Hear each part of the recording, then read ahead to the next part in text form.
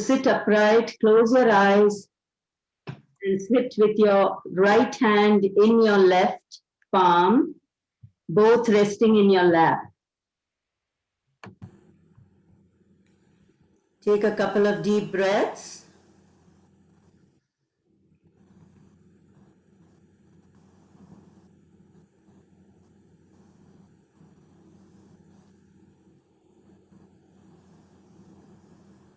And those of you who are new, remember that when I say a quick rechak, I'll say rechak.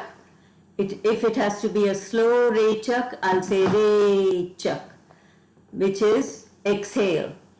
And if I say purak, it means slow, deep inhale. And if I say half purak, it's just a half purak. Today we'll just be doing a quick rechak, a deep purak with friction in the throat, and then we'll start chanting Om. So let's get ready. Close your eyes, sit upright. Rechak, purak with friction in the throat.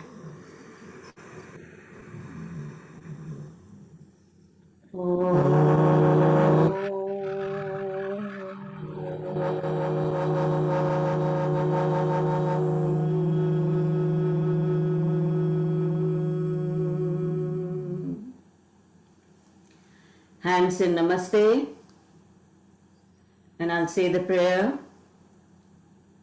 Om Sahana Vavatu Sahana Bhunaktu Sahaviryam Karavavahai Tejasvinavaditamastu ma Vidvishavahai.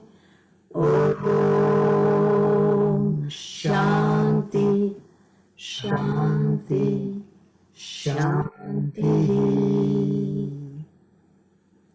Rub your palms together, spread the energy over your face, and now I'm going to just introduce and welcome our speaker, Suresh Shukla. Suresh Bhai is a pharmacist in his professional life, and he's a certified diabetes educator.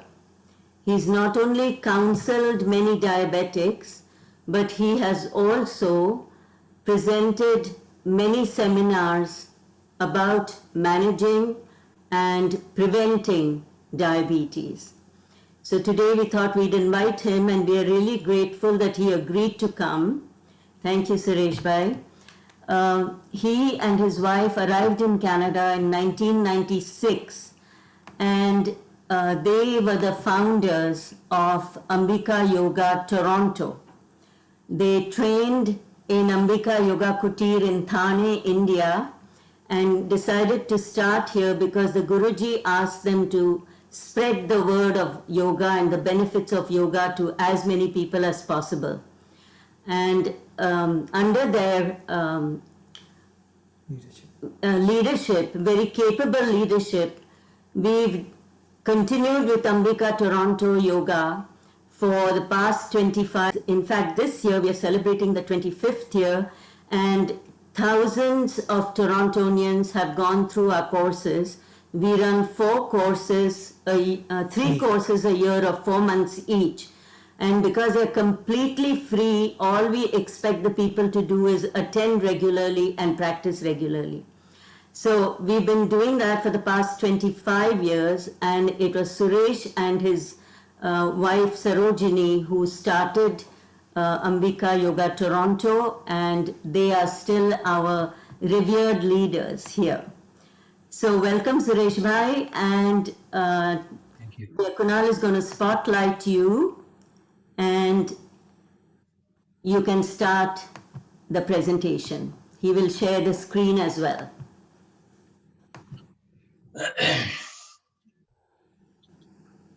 So good morning, everybody. So as always, before we start anything, we remember Guruji. And since this presentation is on behalf of Ambika Yoga Kutir, we also bow down to Guruji. Om Guru Bhyo Namaha. and we'll start our next session. Next slide, please. And complete in the presentation, Kunal Bhai will lead as far as the slides are concerned. So you can say he is my Sarthi now today, and then we'll make this presentation successful. So today's topic is Kunal Bhai. Next slide. So today's topic is prevention and management of type 2 diabetes in adults. And this is we have written this March 2021 because we had similar session when we completed our 20 years in Ambika Yoga Kutir in Toronto. At that time also we had series of various presentations. So and at that time also we presented this one. Now, since 5 years, there are a lot of progress made in terms of medication, and people from hips and bounds, they are increasing people with diabetics. So we thought that it is worthwhile to again review and see how best we can address this pandemic kind of point. Pandemic in the sense that right now diabetes is a very much prevalent entire everywhere, and that's why we want to discuss about it. So now next slide please, Kunal bhai. So when we say diabetes is what is the meaning of diabetes? So Sorry, I'm having some trouble. We're going to try to. Yeah, no problem. So when we say diabetes, we have only one thing in the mind. So in a layman terms, what is diabetes? If I have to describe, then that means that if we have increased amount of glucose in our blood, when our blood sugar or blood glucose is increased, when the blood sugar and glucose increases in the blood, that is the condition that we call it as diabetes. So now, so your blood sugar is high. You say, oh, I have high blood sugar. That means, then we say, oh, that means you have diabetes. So that's why diabetes, and what we discuss here is type 2 diabetes. We do not discuss about type 1 diabetes. Number one is because type 2 diabetes, it is like 9 out of 10 people will have diabetes type 2, and only a few will have other kinds of diabetes. That's why we are discussing is diabetes type 2, where there's increase in blood sugar. That's the first symptoms, and that's how we recognize it. Now, in order to find out more about diabetes, there is a video clip that will show us what is the relationship between the blood glucose, insulin, and our body, and how it works. The small video clip will tell us. So let us run this video clip, Kunal bhai.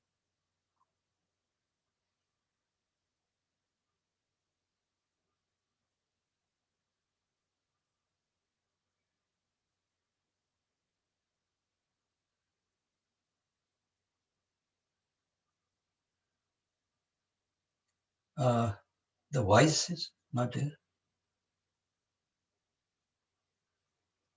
Kunal bhai, voice is not coming.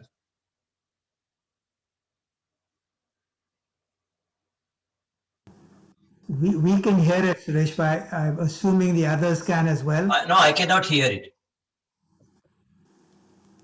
Can some of the others? Sandhya, can you hear it?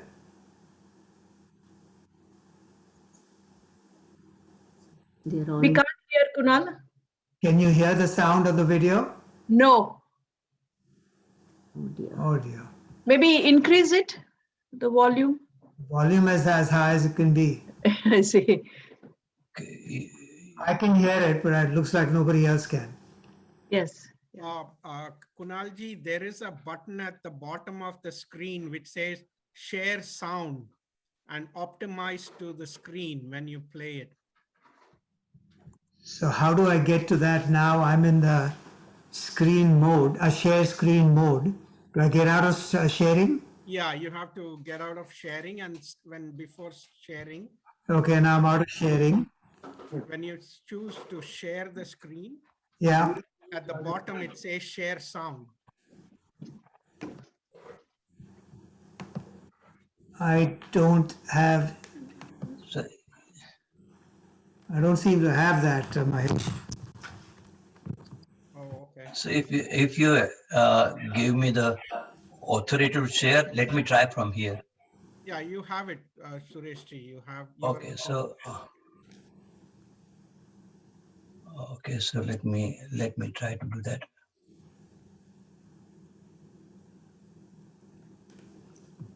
Do this arrow, please.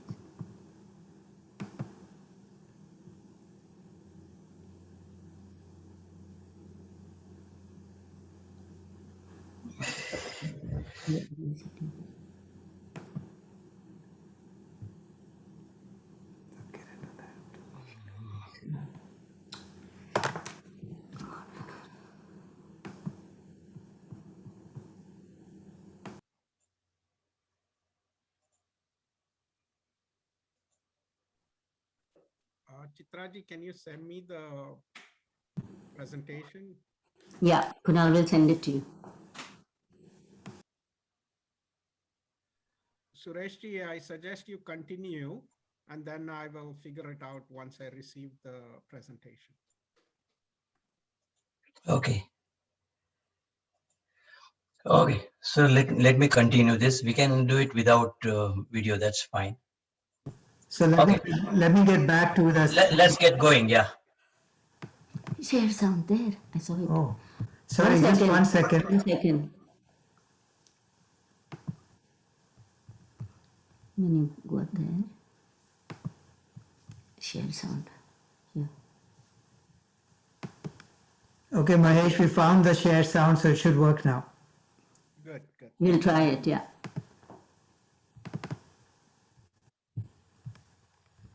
Oh, God.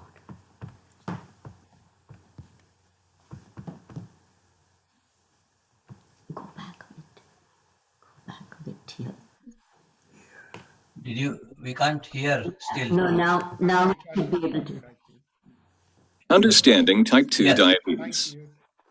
Type 2 diabetes is a metabolic disorder that causes sugar in the form of glucose to accumulate in the blood rather than being used as fuel by the cells in our body. When we eat, food is broken down by our digestive system into nutrient molecules that are then absorbed through our digestive tract for use by the body. Foods containing carbohydrates or various sugars are broken down into glucose. Glucose is an important source of fuel for many organs in our body. However, to be able to use the glucose for fuel, the glucose molecule must first enter into the cell. The pancreas produces a hormone called insulin, a chemical messenger essential for the entry of glucose into cells. As the blood glucose levels rise after a meal, insulin is released into the bloodstream and sets processes in motion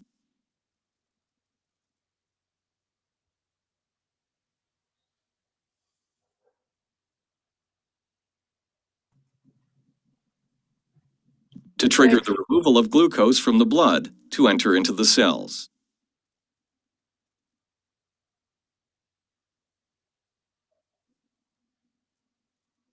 In type 2 diabetes, the cells become resistant to insulin and ignore its message to absorb glucose. This is known as insulin resistance.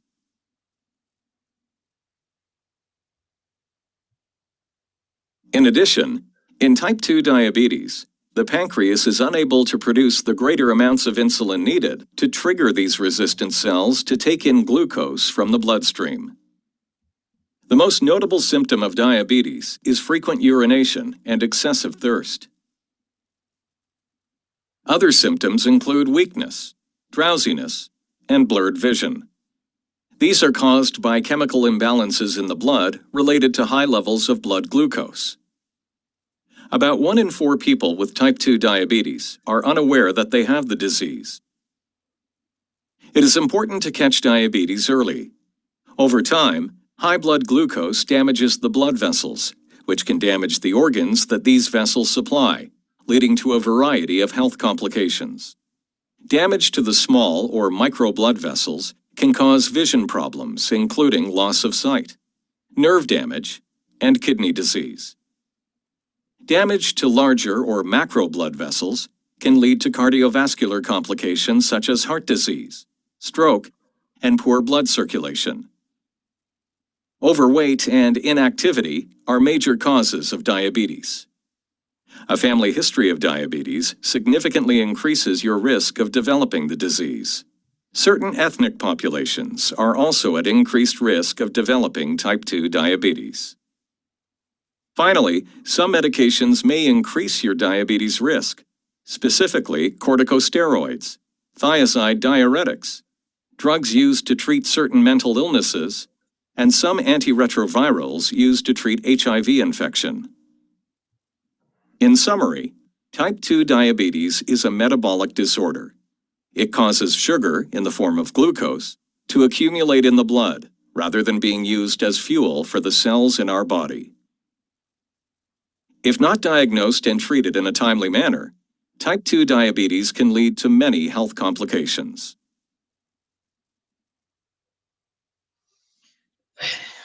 Okay. Next slide, please. Kunal bhai. Okay, so in a nutshell, if we want to discuss about what happened in the video clip, insulin is the hero and villain of the game. It is hero when the right amount of insulin at right time it is secreted, and it really helps absorb glucose into the cells. We are perfectly all right. But because of some of the environmental factor and some of the factors that are not our control, some of them are in our control, it so happens that it doesn't happen the ideal way. Due to whatever lifestyle and whatever things when we are doing, so when we eat food, let us see, when we eat food, on response to food that we eat, insulin will be secreted. That insulin will be variable insulin. It changes probably. Suppose we are having 2 units or 4 units insulin secreted in response to the food that you eat. Then that insulin really helps in opening the lock so that the glucose can penetrate into the cell and we get the energy out of it because it's getting converted into energy. Now, if insulin has to be secreted more than once, so suppose 4, 5, 6 times because of various scenario, then 6 times insulin will secrete again. And then when more insulin is there, cell is not able to really really bear so much of insulin, with the result that it changes its structure. When it changes its structure, then even though insulin is there, the glucose is not going inside the blood cells. That glucose remains into blood sugar and we call it diabetes. So, and this is also called insulin resistance. So the first thing is defective insulin action.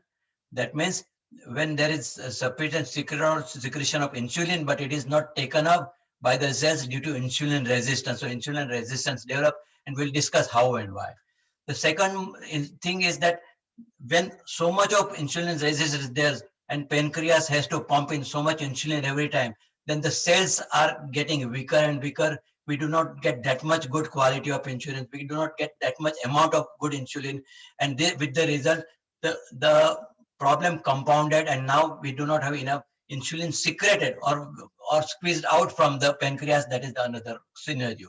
So these 2 scenarios lead to diabetes, but the picture is not as blurred or as it was said in the video, because although it says it is reversible, with so many tools that we are going to learn about this, it is going to be reversible, it is going to be manageable, and we'll see how it is working. So let's have next slide, which will tell us the various statistics, just to give you it is not to alarm, but just to make sure that we know how diabetes is spreading right now. So it says 1 out of 2 adults will have diabetes right now. As we are talking, 1 out of 2 would be definitely have tendency to have diabetes or will have diabetes. And 1 out of 3 kids born in 2000 are supposed to have pre-diabetes. So they will convert, they will, as they grow older, they will get this pre-diabetics or diabetics, as the statistic says. This is the statistic from America. In Canada, it is not too far. Maybe if it is 1 into here, it will be 1 into 3, or kids will be 1 into 4. But as long as our lifestyle remains the same as it is, or our food habit remains as it is, all this criteria, then definitely we are going to land ourselves into the problem. Close to 3 million Canadians are diabetic, and its prevalence is 8.3. 200,000 new cases yearly. They are always there. 9 out of 10 diabetes people will have type 2 diabetes, not diabetes type 1. And then and the problem is, we are not unaware that we are going to have diabetes, we are going to have diabetes, or we are having insulin resistance. We are not aware until something comes up, and either we go to the clinic, we go to the eye specialist, and when eye specialist check the eyes, we come to know, oh, he says you might be having diabetes, get it checked.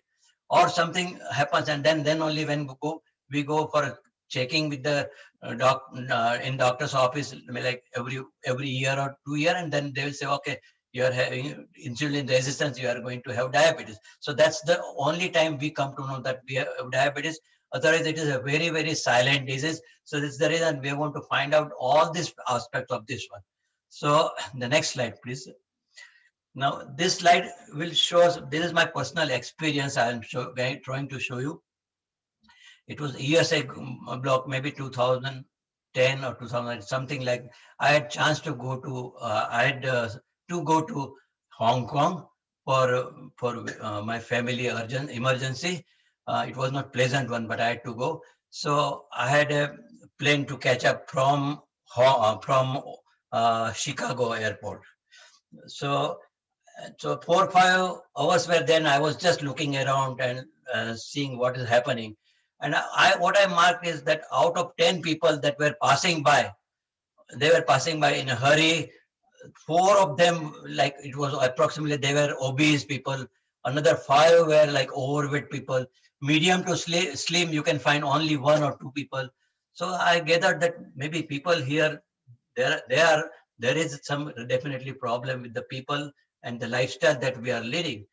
Opposed to that, when I reached Hong Kong International Airport, and when I was waiting for my ride, and again, curiously, I found what is the statistic here, and I found that I could not get any obese person. 1 or 2 overweight persons I could find. Medium to slim, there are like 6 to 7, 8 people like that. When in Chicago airport, people were carrying big coffee jars or parcel package of food.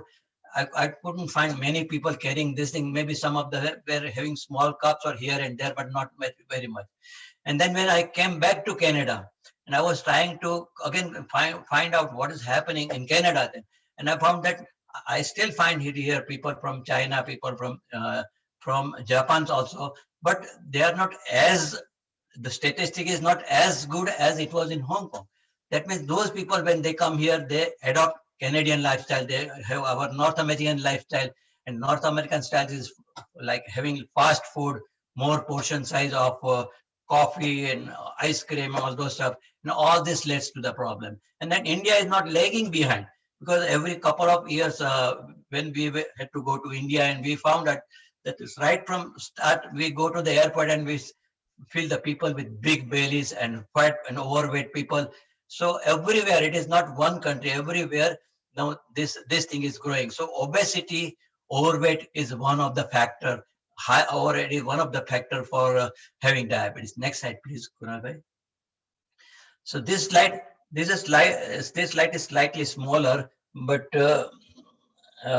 you can see that this is called metabolic syndrome.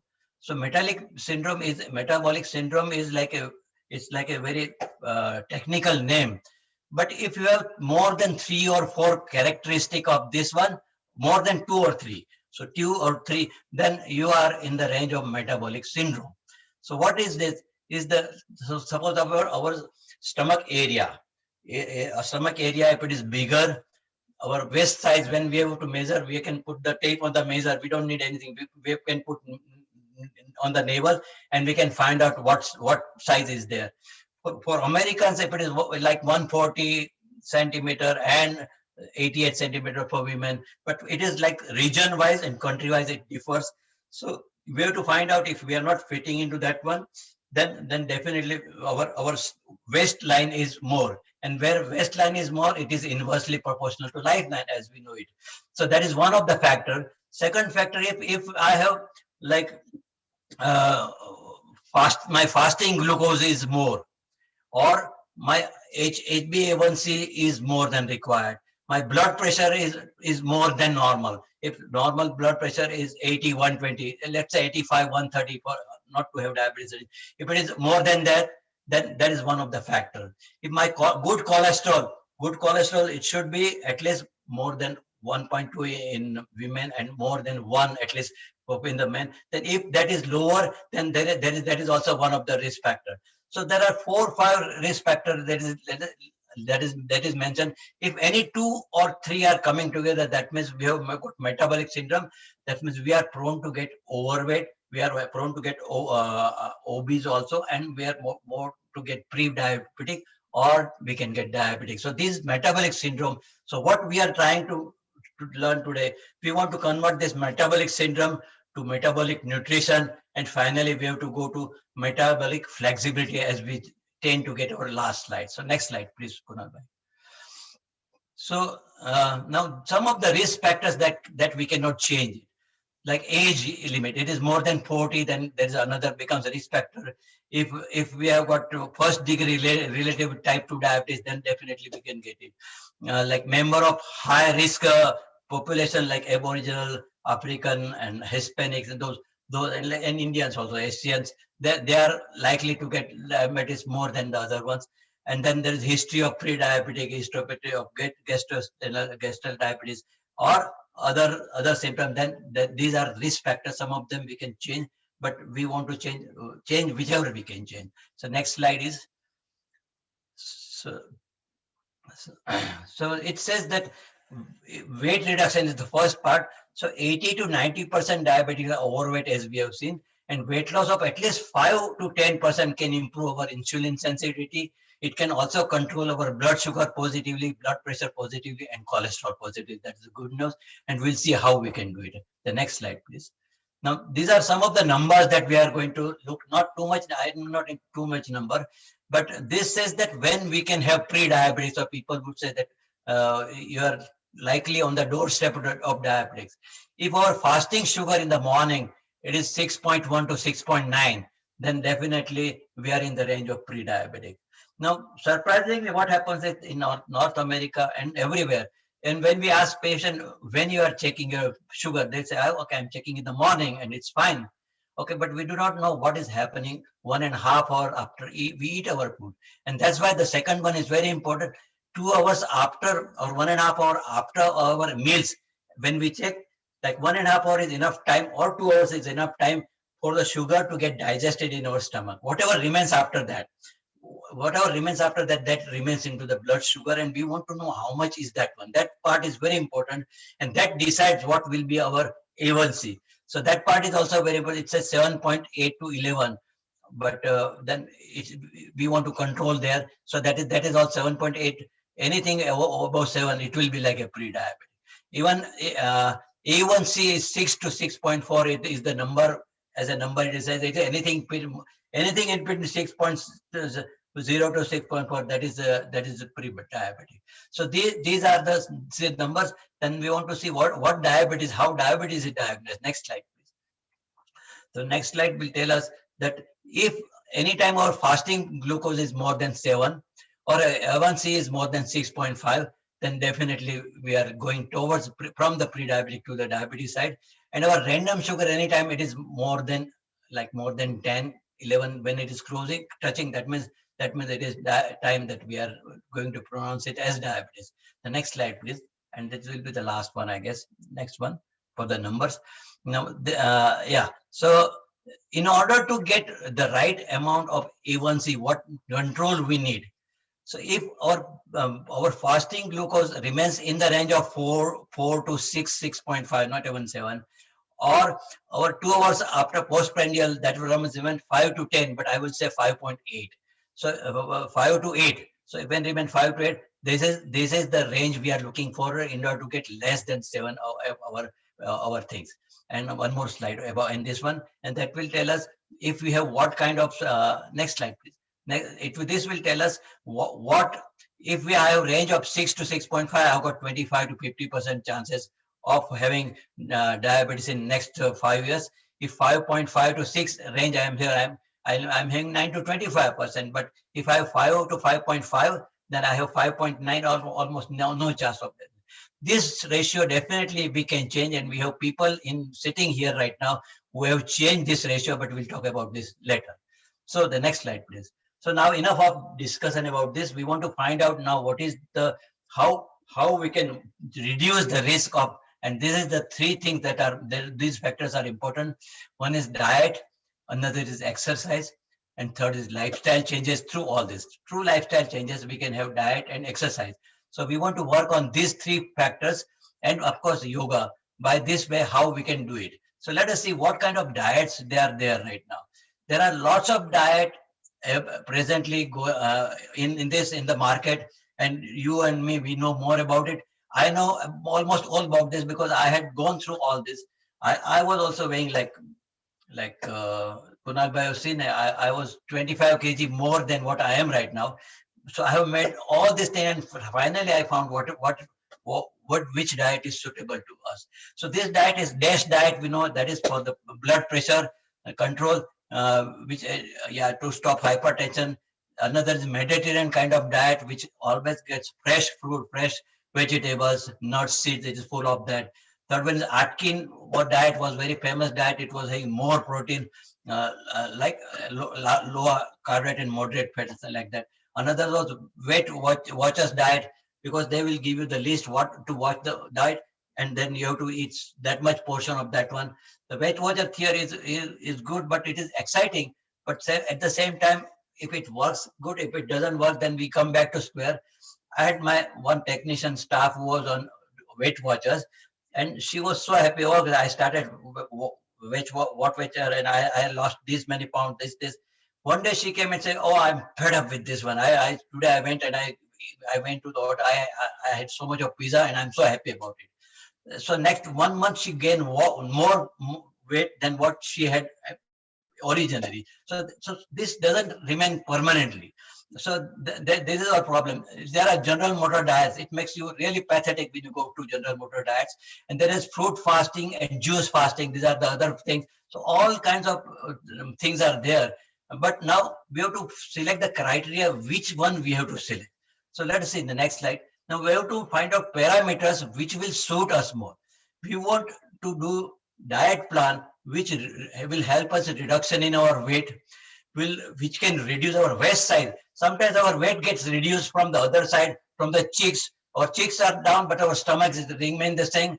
We have big apple shape, we come back to smaller apple shape, but apple remains apple only. That doesn't go out, or that's our pear shape remains pear only. So we want to work on that one. So our thing is the reduction should be from the waist circumferences. It should be able to address our A1C if we have diabetes or we are prone to diabetes, and our fasting glucose should come down. If any parameters which meets this one, then that is ideal. So this we have led to one thing that we are going to discuss, and that is called intermittent fasting. This is hormonal approach to diet. And what is what is this intermittent fasting? That means we have been eating food, and it will be interesting to find out how we go on to this intermittent fasting. It is not regular fasting. It doesn't tell you how much calorie to take, how much calorie to take. It is not, you are not always with a calculator or this much calorie, I have to eat this much calorie. I was doing that for 6 to 8 months, and I was measuring how much calorie I input and output. But finally you get fed up of this one. But this is a hormonal approach, so it is typically different kind of thing. So we have to find out what is the theory behind this intermittent fasting. It is very interesting. Now you be with me on this one. Now, insulin, let us find out what are the characteristics of insulin and how it works here. Raised insulin, when insulin level increases in the blood, then it causes obesity. Like, because insulin hormone, in the presence of insulin, our blood glucose also is getting converted, excess blood glucose is getting converted into fat cells, fatty acid. And that's the reason it increases the obesity. Second one, insulin secretes two ways. One is a baseline insulin. Everybody will have at least 18 to 32 units of insulin in the body secret. That takes care of any emergencies, and that has to be there. But the third one is, the other one is in response to eating food items when we eat, and that will be varying. In response to when we eat the food, it will be like 4 units. For some, it will be 4 units. For some, it will be 6 units. For some, it will be 2 units. It varies. The other important aspect here is that you eat less or you eat more. The insulin secreted will be the same. We can say, oh, I want to go diet. I want to eat one bread rather than 3 breads. So you reduce the bread. But then with that 1 bread also, amount of insulin that is going to be secreted is going to be the same. There will not be any change in that one. So that is another factor that we have to. So we cannot say that I'm going to diet, I'm going to eat less, but more times. Okay. And then another aspect is that, one second, the older slide, please. The one more aspect there is that your glucose is secreted for 55 minutes. It will be secreted. So once you are starting your food, for 55 minutes, your insulin will secrete. After 55, that means if you are eating the food and your food, the previous one, Kunal bhai, when we are eating the food and when we are eating food, in response to food, when the insulin is secreting, that if we take more than 55 minutes in eating and completing our food, what will happen? That after 55 minutes, another unit will be secreted, another 55, another units will be secreted. So same amount, it will be more. So if we want to complete our meal, we want to complete in that 55 minutes designated time only. Okay. So now when we talk of this, now let us see what does insulin do in the body. So insulin conserves the energy. It's a conserving energy. So when we have glucose in our blood, sugar in the blood, sugar is breaking down into glucose. The protein is breaking down into amino acid. Fat is breaking down into fatty acid. So it's all storage capability it is taken by the insulin. So it is, sorry, not breaking down, it's getting stored into this one. Okay. So that one is, once you eat, insulin is secreted. That we know, once you eat, insulin is getting secreted. It facilitates entry of glucose into the cells. That's how we have seen how it works. That converts glucose into glycogen. That's for the future is. So it is glucose into glycogen in the liver, it will be there, and in the muscle also it will be there. Around 100 units will be stored in the liver and 400 units will be stored in the muscle. And then if still some glucose is remaining, then it is getting converted to fatty acid. So these are the criteria and characteristics of insulin. Now, next slide will show us how many times we eat our food. Okay, so this is like in the day when we want to do how many times we eat our food. In the morning, when we eat our food, for snacks, if we want to have a cup of tea. So when we eat food, we are going to have tea, and we Indians want to have tea with milk and sugar. So morning tea, that's one time we want to have food. Then sometimes if we go out, then we want to get some bagel, and along with bagel, we want to get coffee, and we used to go to work when COVID was not there. That life. If we are sitting here, then we feel like I want to eat something. Online also, when we are working, we'll go down, we'll grab something, take out from that, and we'll have that. So that becomes our second meal. After a couple of hours, then if we are in the office, we'll have to have some Coke or something to, just because our mind is not working, we want to let it work. So we'll have that one. We'll have a slice of sandwich at lunchtime. Very healthy sandwich, right? Yeah, but sandwich is bread, so that again is the problem. Then at 3 o'clock again we are yawning. We want to continue our work, so we'll have more tea there. and then when come home we are tired, but our food is not ready, so we want to eat something. We'll have that time we are eating, and then we'll have our food, original food there. So we'll eat our food. After that, we'll have something to eat as a sweet, because we had some sweet stored and in our mind. It is always noted that in some corner in the refrigerator, sweet is lying there, and our sweet tooth says, "Oh, I want to eat something. Before I go to bed, I want to eat some sweet." So we can have that also. So in the process, we are eating 7 to 8 times. So 7 to 8 times, and snacking we don't consider as eating, but snacking, anything we take the food, and that is part of eating, and that's what creates problem. We have been told by national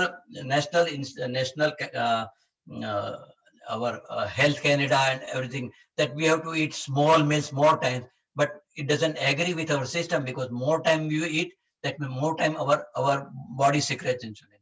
So basically we have to eat twice daily, because if we eat 2 times, our yoga also says that if you eat 1 time, then we are yogi. If we eat 2 times, then we are bhogi, but 2 times, but still we can manage well. But when we eat more than 2 times and 3 times, then we are rogi. All other cultures, other religions also say that we should be eating 1 or 2 times a day. Bauddhic culture, Buddha Bhagwan, he used to say his disciple eat only once. But we are eating 2, 3 more times, and that's what is killing us. When we are eating more, what happens?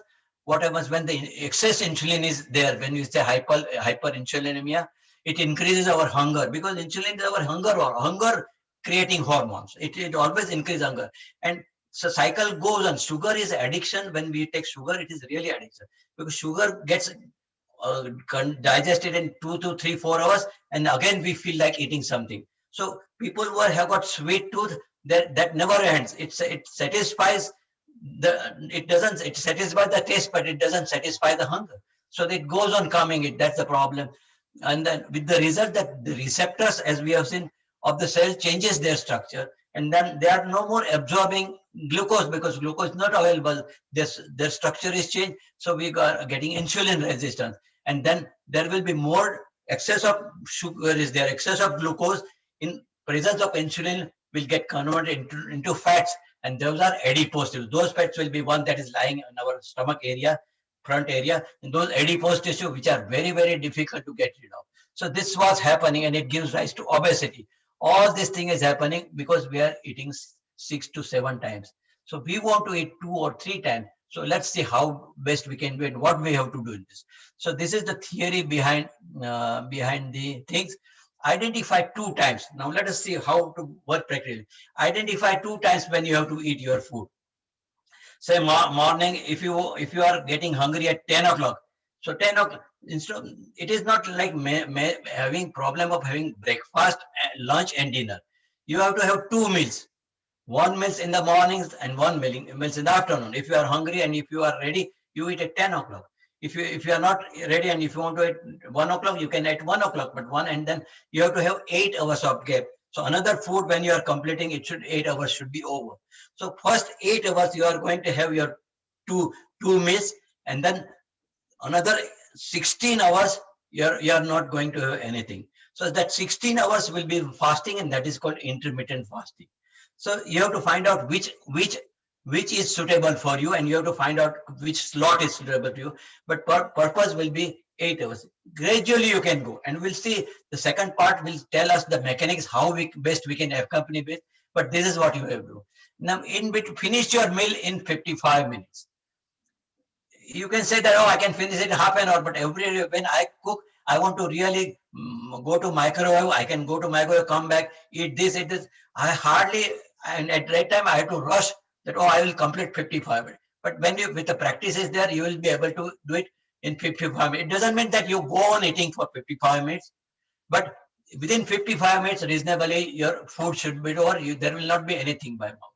So from in between this, you will not open your mouth. Eat nothing in between. That means open your mouth only for water and talking. That's what Mr. Dr. Jiskar, who is the pioneer of intermittent food in India, he was saying, open your mouth only twice. only twice, if not with food, just for talking or drinking water, because that will help.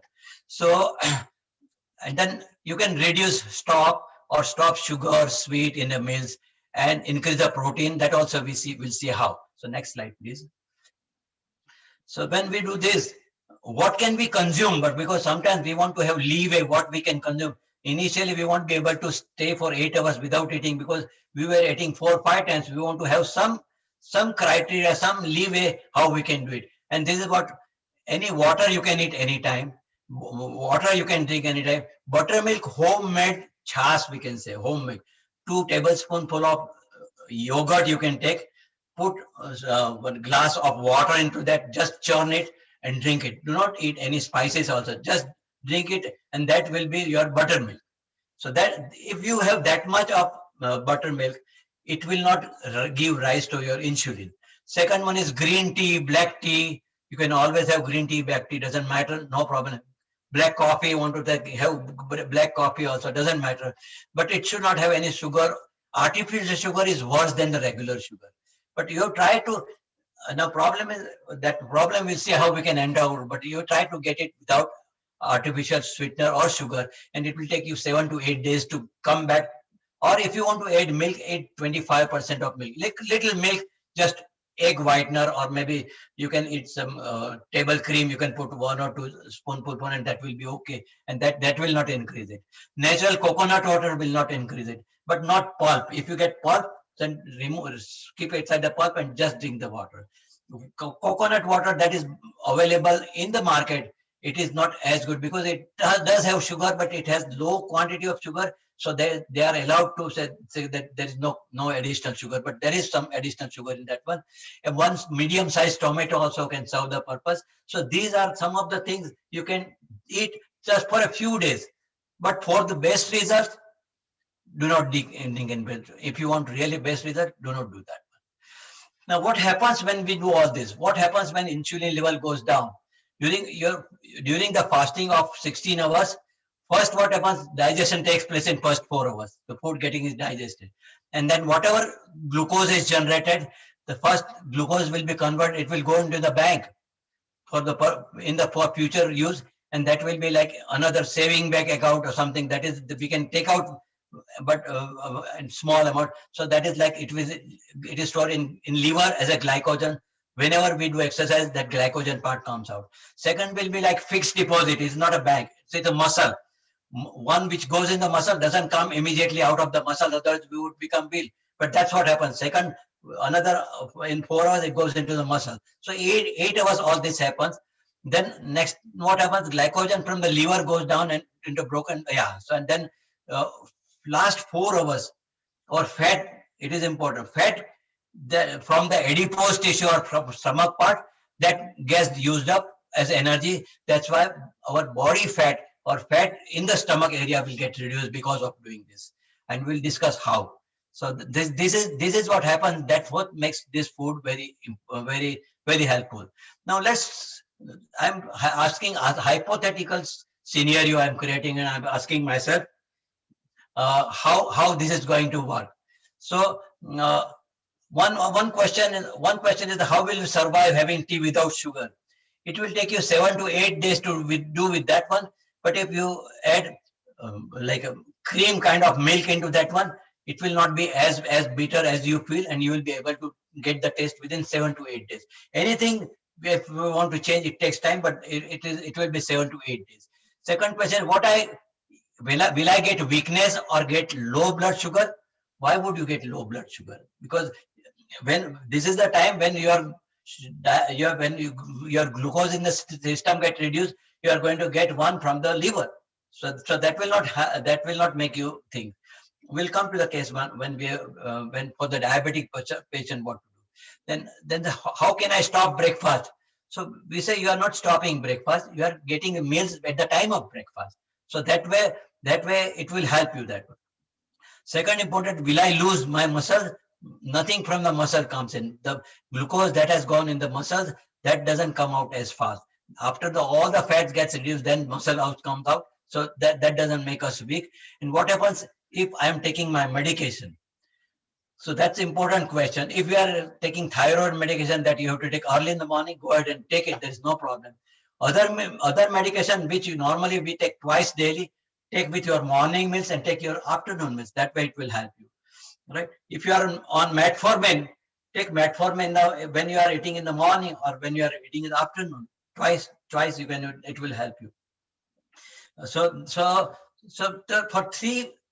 So, okay, we'll talk to that later on. A lot of things are there, but we are again going to discuss that further. So that's how you will. So other question: when should I take fruit, dry fruit, milk? So you can start with the dry fruit. In 55 minutes, whatever game you want to play, you can play.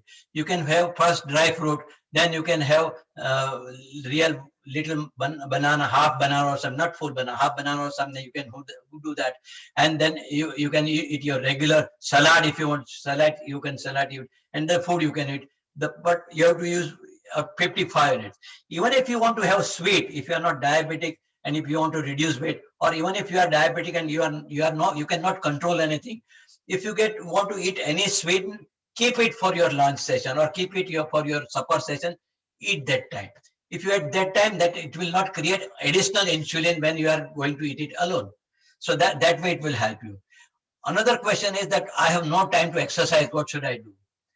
If you do just this and if you do not do exercise, you will not get complete benefit. You will be able to lose 4 or 5 pounds initially, then your weight will become stationary because you are not doing weight. So this is going hand in hand. When you are doing diet and exercise, then only it will work.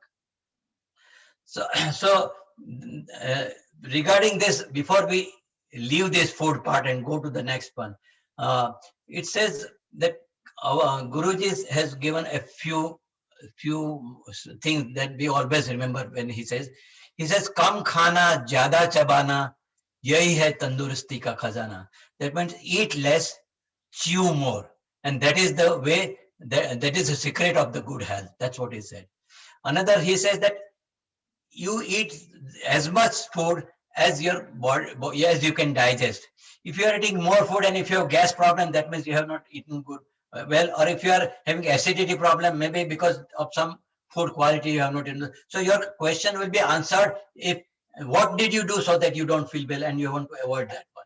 And also Guruji says that pot nahi bhari to abhyasa sukha khari. That means if my stomach is not heavy, then I'll be able to I will able to really do yoga very nicely. My stomach will go in Agni Sarandyan very nicely if I'm not eating too much food at night time, or if I'm keeping some gap between my food and my sleeping, then that will help us. So this was all regarding the first part that we did, the intermittent fasting. Okay, so this is yoga break. Give me 1 minute break, and while you are doing this, you can do little stretching, and I'm coming back. And you also want, if you want to take a biological break, give me 1 second.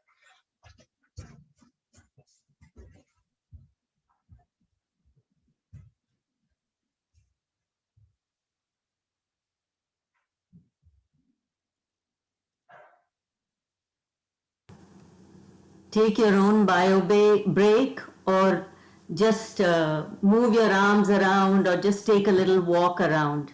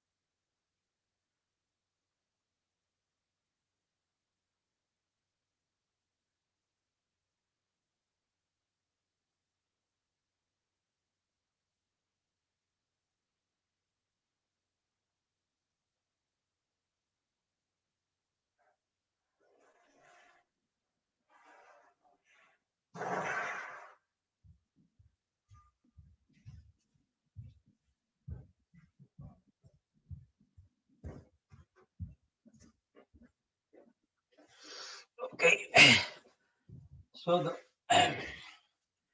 the first part that we have completed, the entire session basically. I refer to two gentlemen who are responsible for this intermittent fasting movement in India. One is Dr. Jiskar. He is no more with us right now. He died in 2004, but he propagated the intermittent fasting theory in India very nicely. And after his demise, uh, uh, Dr. Jagannath Dikshit is the other one, who is very selflessly doing this movement of intermittent fasting. So all the theories part I have taken from this one, and we have implemented. And when we go to the case studies, we'll discuss more about that part. So now we are going to do the mechanic part of it, how we are going to make this plan successful. And that's why this will help. The second part will help us in this one. So next slide, please.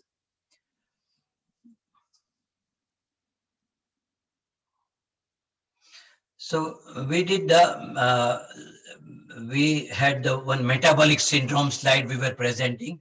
So that's the metabolic syndrome is the one.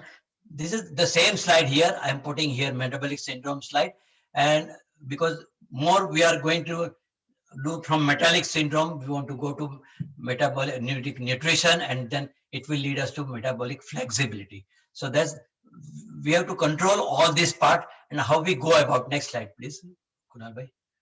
So so when we want to address all this aspect, so what is the action plan? So we have been used to eat 6-7 times a day.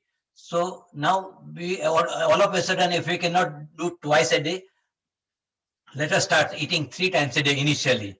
We have a breakfast, we have to have our lunch, and we have to have our dinner. 3 times a meal, no snacking in between.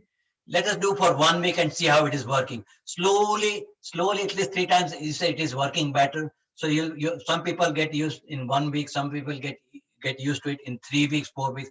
But let us do that way, so that then you don't feel as bad. And you have to prepare yourself for intermittent fasting. So what you have to do, you have to add fat to every meal, right? Yeah, fat to every meal. When I say you have to add, that means you have to add fat. What kind of fat you can add, that also will come. But you have to add one fat to every meal. Now, what that fat is, that is not one that we are, when we are in cooking pan, when we are eating our fat oil. I am not talking about that oil. When the plate is there, the food is already served, you put the plate. What you can put is olive oil. Olive oil is the best oil available.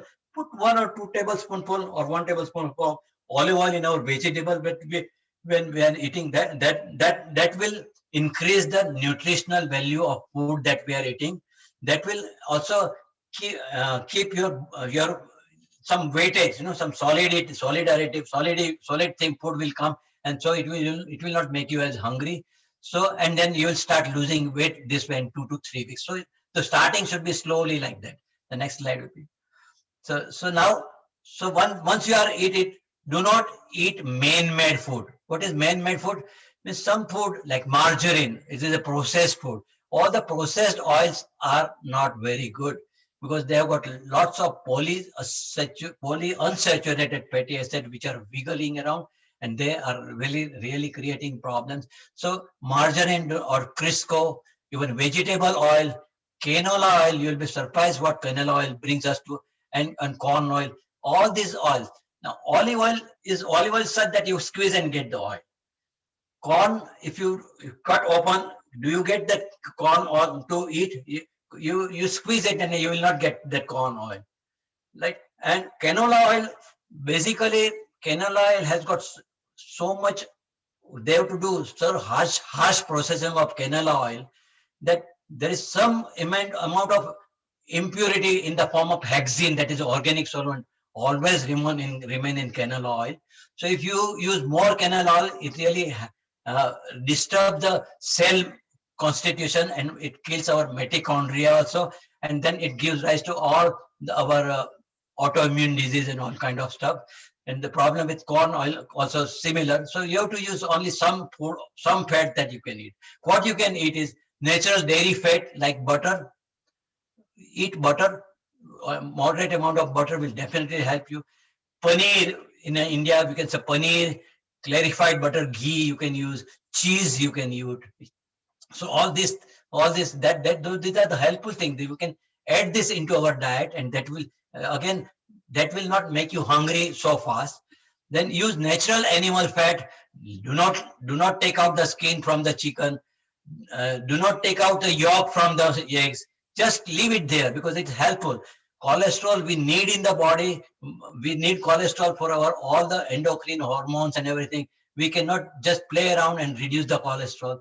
But we want to reduce. The main enemy is not cholesterol. Main enemy is sugar and carbohydrate. That's what we wanted to control. Leave gristle on the steaks. I have never eaten steaks, so I do not know. But yeah, that's how it helps. And if you want to eat pizza, why not to go for gluten-free pizza made up of cauliflower? Cauliflower with little cheese. You won't, once in a while, if you take it, it will not hurt you as much because it has got less calories. Plus, the crust doesn't have wheat flour. So all this thing you can. Now, how much you can eat? The next slide will tell us how much fat you can have.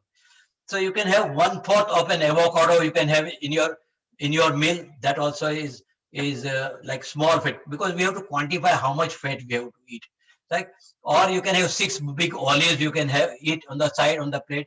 2 taps of butter you can have. 1 teaspoonful of clarified, 1.5 teaspoonful of you can have, or 1 tablespoon of olive oil. These are the things you can add in order to make your food all right. The next slide, please. So fat does not make us fat. That's what basically. For years we have been told that if we have a heart problem, we can say no, stop it. The people will go without butter, without ghee, that roti, and then there will be it because make the people also very miserable. Fat doesn't make you fat, but excessive carbohydrate, sugar, that makes you fat. And wheat, of course, it gives wheat belly syndrome, that makes you fat. So these are the things we have to, especially corn chips. If you are having corn chips or corn things, some of the items are made up of corn you do not know. If you see any in the list when you are going through ingredients, if it says maltodextrin, that means it is corn there. Corn is there. Or fructose corn syrup is very useful. Anywhere in the chips also fructose corn syrup is there. This corn is commodity, is the thing that is like subsidized by the government. It is very cheap to add this, but it doesn't have very good effect on our body. I do not want to take more time this, but those are the things that you can have. Next slide, please. So take out the grains, corn product we discussed. Then we said that, oh, if I'm going to do jaggery instead of sugar, will it be good? Yeah, jaggery is better than sugar, but finally it is all coming down to glucose. So we have to really control there. Or honey also coming down to glucose. So it is, if you eat this, if you want to have it in your meal times only, do not have anything otherwise, then it will help. You cannot say I'm putting honey in my tea. No, but that's again with the glucose, so you cannot do that. So these are you have to take away.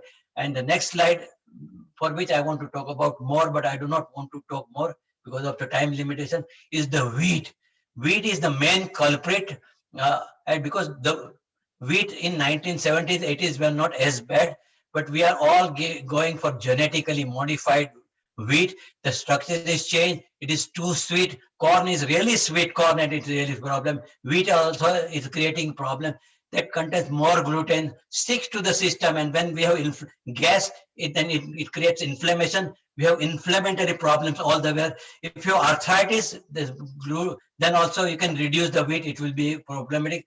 People who reported that when they stopped or reduced the wheat, they had knee problem when sliding up the staircase, and that has gone. So that helps you. That has leads to diabetes and many more ailments. So start mixing. You cannot stop all of a sudden. Lower it down. You can mix with other very healthy flours. Quinoa flour is very healthy for. Green moong dal flour, very healthy flour to mix with. Or it is called also sattu, black gram flour. That also is very good mixed flour that you can mix. Kuttu flour, black wheat flour, that is very good for diabetes. So we can always mix and make this flour to make the best taste. And you will when you get used to this kind of food, when someday if you want to eat the wheat bread, you will feel, oh, how much sweet it is, how people could eat that much. That's what you will be thinking by yourself. So that's the reason, let us reduce this quantity, and you will have magical result when you stop or reduce your wheat intake. The next slide, please. Now so now as you do 1 week, 2 week, whenever it is permissible, now you can go for alternative day. You can skip breakfast. So it's from 3 times a meal, now go for 2 times a meal. And then if you feel okay, then they go for 2 times for another week or 2 weeks, like that. So then you'll so much get to use that you can even skip 1 meal and go for rotational fasting, just as Chitra is doing. So you can go, 1 day is a fasting day for us. So that way you can do. But you cannot do fasting, you will be starving, and we do not do fasting is not starving. You have to prepare yourself for your body, then it will be, you will enjoy fasting, you'll get the benefit of fasting, benefit of intermittent fasting, but definitely you will do. So all these 3 things will help you in getting your food better. The next slide. So next slide will tell us about how much time does it take. So when you do, it will tell us how much time will it take to change to do one from another one. So if like depending upon how we are eating, it will take approximately 3 to 8 to 12 weeks to get used to it and get the result out of it. So next slide, please. So yeah, so we have, this is what is a human basic human eating plan, is said. Our indigenous people, when they were not eating so many things, they were not eating. So this is like a basic human eating plan. And what will happen? Hormonal shift will happen. Hormonal shift will happen. So doctors, Canadians, anywhere, say they are looking at the weight, how much weight is increased, how much weight is decreased. Their chashma, their goggles, or the lens is blood sugar. If your blood sugar will increase, if you do this, your blood sugar will decrease if you do this. So all diet plan, meal plan is made what you can do to reduce blood sugar. But this is the small fishes. This is not if we catch the big fish, it will take care of the small fish also. So while the whole program looks, the hormone shift program is, we are looking after insulin hormone shift program. And we go for on hormone shift, total everything, our environment changes. The next slide, please. Next couple of slides are very important. So we are going from metabolic nutrition to what is metabolic nutrition. That is also a very important part now. So metabolism means how body uses energy. Now each cell has got mitochondria is one part of the subcell part, and that is like a furnace in the body.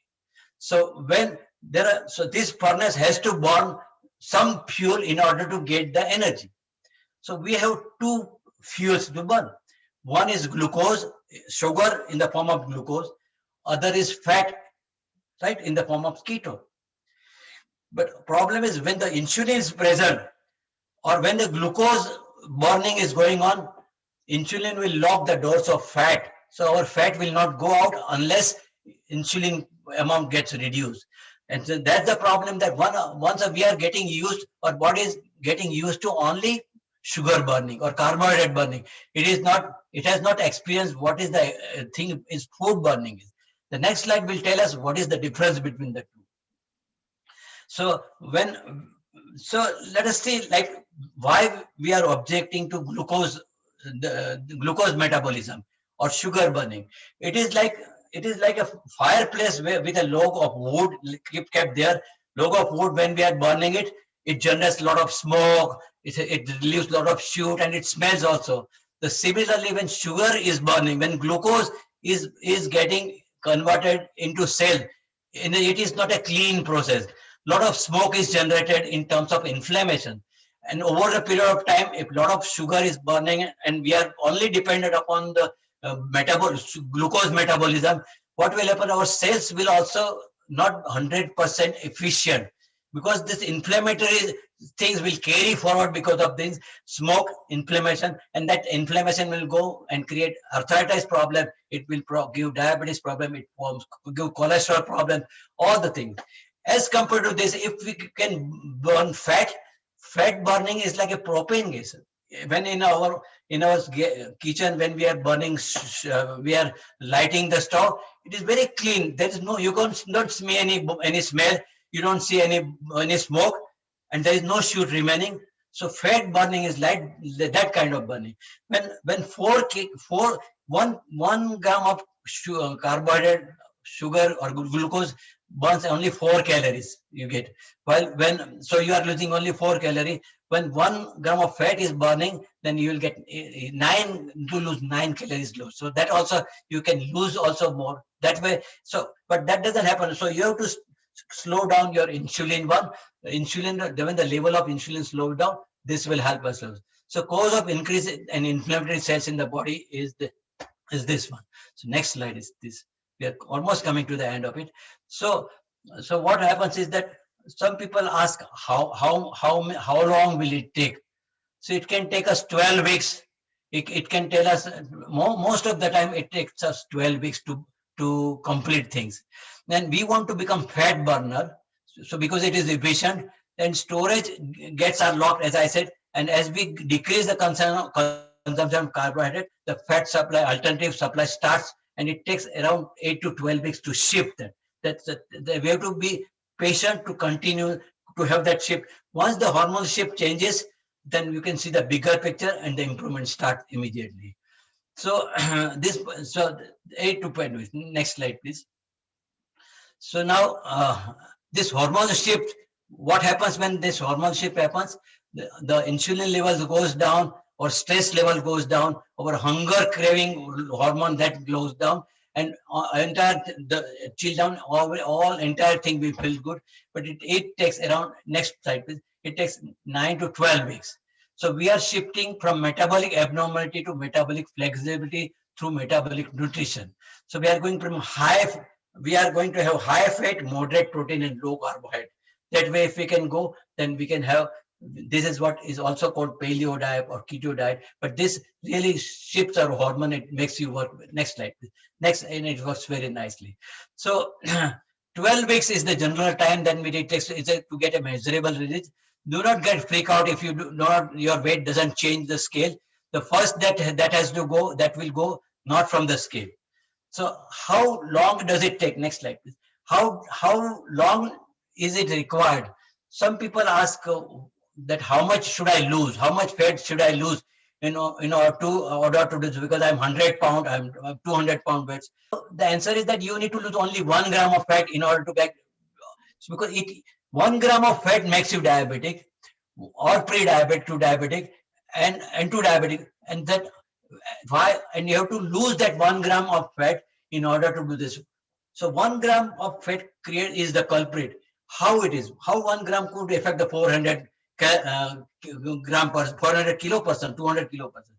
Because 1 gram of fat is stuck in the pancreas, that, or 4 or 5 grams is stuck into in the liver.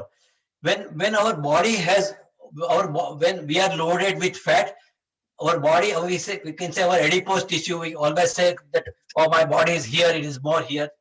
That's what we are pinning out. But then that is not hurting us. But that 1 gram fat is gone into a small pancreas, and that stops the pancreas from working. That is bothering us. When that 1 gram of fat from pancreas gets reduced, pancreas will start working all right, and the insulin will start working all right, and all our insulin functioning will be this, and that will, then entire scenario will change, and entire thing will change. So this 1 gram is very important. We need to get rid of 1 gram. So this is what it is. And then it brings also fatty liver. Also, we say we have fatty liver. It doesn't, a lot of fat is there, but it is not because of fat, because of too much carbohydrate, lot of triglyceride we are having. Then when we are doing the proper diet plan along with exercise, it takes care of this plan also. So before we go to the next one, I'll just narrate you some case studies about the diet, and then we'll go to the sorry, case studies will go to near. Let's complete this. So only diet will work or not? Only, as I said, only diet doesn't work, because we have to energy. We have to really have exercise also very important. This one, only diet doesn't work. Now our Canadian health guideline, it always says that you have to have at least 25 minutes of or 30 minutes of workout every day for 5 days a week. But when we go to intermittent fasting, it is not 20, it is 45 minutes. And I'll tell you why. Because 45 minutes, first 15 minutes goes in just getting to the warm-up session. Next 15 minutes will take out the sugar from the blood and glycogen will convert into glucose and give the energy.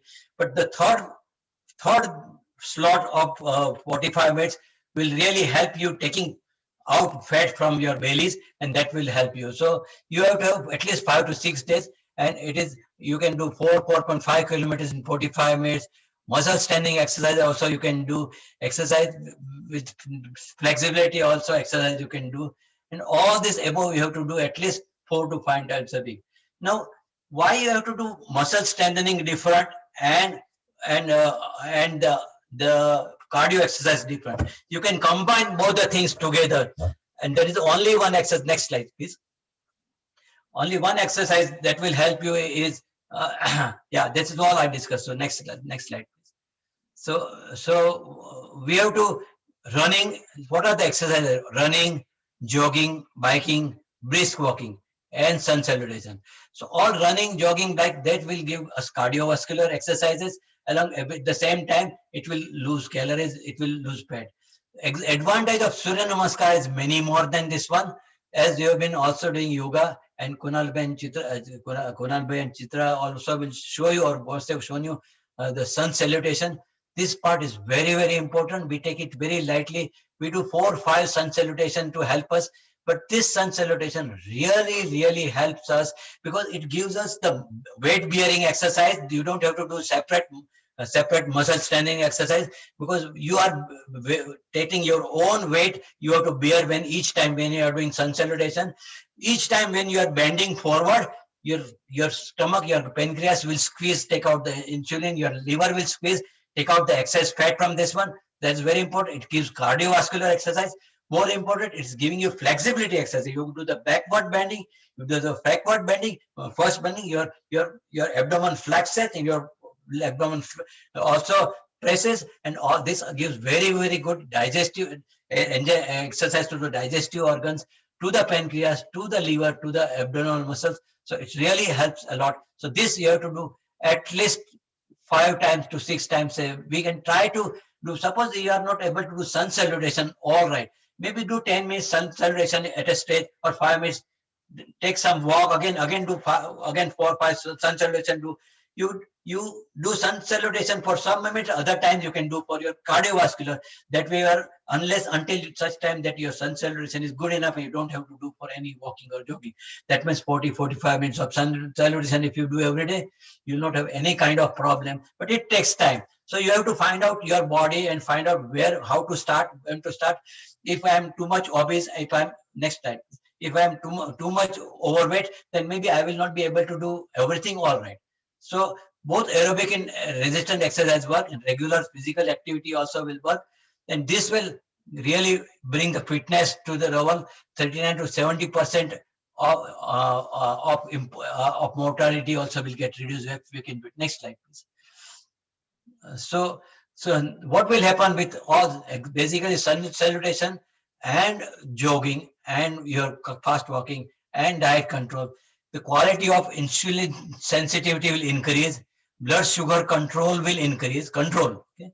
Development of pain in the extremities will go down. Nerve pain, knee pain will always go down. Peripheral neuropathy. Amount of medication required will be either reduced, or sometimes it is getting eliminated also. So all this will happen when you do physical exercise. The next one. Now, so we always give advice to the people that if you are really overweight and obese, or you are not able to function, start slowly.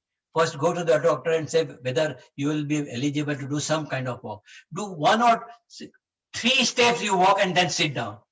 Then next day you do 4 steps and sit down. Then, and after 2 days you do from bedroom to kitchen, you go and sit down there. Kitchen to bedroom, come back and sit down. right? Then you come to kitchen and bedroom, to and fro, and do sit down. Slowly, progressively increase this, and then you will be able to do for 5 minutes at a stretch, then 10 minutes at a stretch. Sit down, take enough break, but slowly and silently. We want to get this thing moving, otherwise we will not be able to work. So this definitely help us and into order to doing this. Next slide, please. And this is all about aerobic. We are all yogis. We are all doing yoga. So we want to find out how best this will help in our regular thing. So let us see. Yoga, as you know, I will not go into this one, but it is the best exercise to manage diabetes, right? It connects your mind and body. It makes distress your body.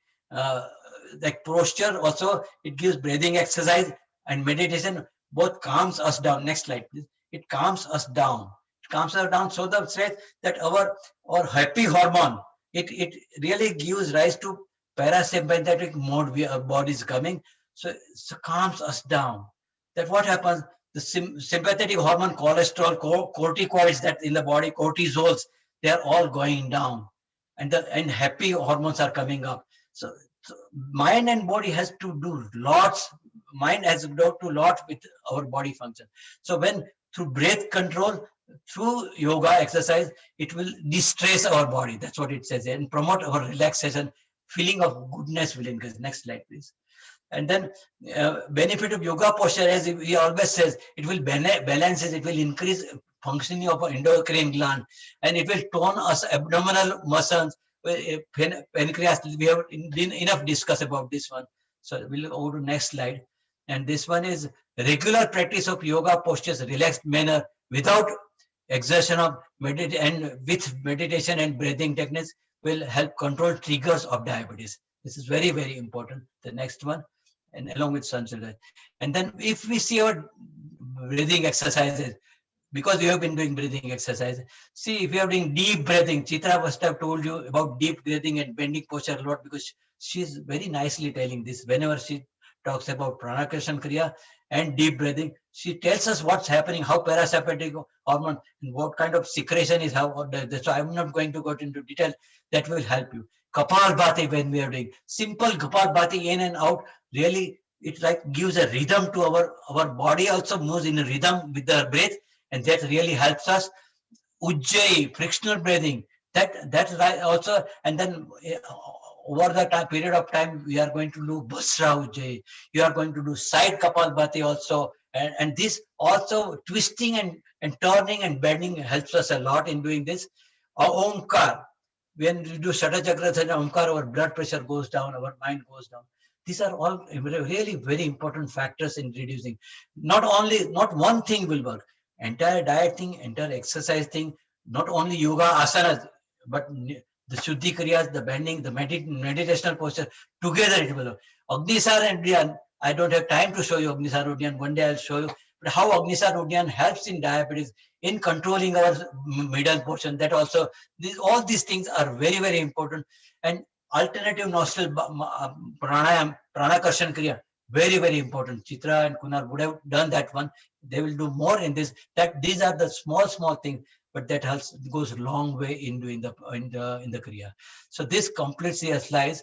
Over a period of time, it becomes difficult, diabetes control. But with all these tools that we have learned, we will make it all right. The next one, please. And now, this one, the next slide. This is the slides that I have taken. I'm just narrating my resources, as I told you, from Shrikant Jiskar and then Dr. Jagannath Dixit. The second part I have taken from Dr. Don Klum, chiropractor and metabolic nutrition specialist. And I also taken some part from Kate Shanahan, the doctor. And both of them, they had a nice series of lectures in the real skinny fat that came out in 2016, 2017. So these are the sources. Now, before I close, I'll just give you two case studies. Will not give you more because I want to spend time with you also. And these case studies are, one case study is like here, where in the person who I'm talking, Kunal Bhai, you know him. And he 20 years ago, around the time when he joined yoga, he was prone to going towards pre-diabetic range, and the doctor said that if you will not control, maybe you will have to take medication or something, line up medication for him. But at the same time, he started joining Ambeka Yokutir class. We are fortunate to have people like Chitra and Kunal also to have with us. So at that time he was having this, but then he took up upon him. He got retired, so half of the stress went over, and then took up upon him. He did the proper meditational thing, control, diet control, and until this 20 years, he did not increase his range. His range would be like a before pre-diabetic range, but he has never crossed that limit because of the diet control that he is doing, the exercises that he is doing, the meditation part that he is doing. That is one case right over there. The one case study that I will tell you is one of Don Klum. The part he had one patient who had a liver 2.5 times bigger liver than what she had. And what happens then? When she came to Dr. Klum's house, Klum's clinic, he said, I cannot take you. You go to clinic, you have to go to emergency. She said, I have done all this. I do not want anything more. I'm doing, and you have to do whatever you have to do. So then they started the program with her. She has gone on this diet plan, exercise part. Continuously she did. 1 month, nothing happened. 2 months, nothing happened. 3 months, nothing happened. After 5.5 months, so much patience, because she was doing, she got ultimately result, like Eureka. She lost 25 pounds after 5.5 months. And the following month, she lost another 30 pounds. Why? Because that 1 gram of liver that was stuck in pancreas, that fat that was stuck in the liver, that all went, and then her liver, fatty liver, big fur, that came to normal. She was considered normal. So it takes up to 5 to 6 months to do this. So patience always helps. So all this will help you. I do not want to go into more studies because we are almost losing time. So over to Kunal Bhai and Chitra. Thank you, Suresh ji. I just wanted to thank you on behalf of PCHS and our yoga group, and also would like to thank Chitra ji and Kunal ji for taking this on and supporting all our seniors for such a long time. And I'm glad to tell you that they're seeing a lot of benefits from the yoga sessions that we are doing. So I would like to really thank you, Suresh ji, again, and would like to invite you again to come and talk to our seniors and give them tips, because if we keep repeating, then we'll always remember. Otherwise, we tend to forget, right? So thank you again. And You take any questions? Okay, namaskar. Yeah, I will do the question answer sessions now. I will let everybody unmute themselves. Thank you. Okay, one by one, please. Thank you.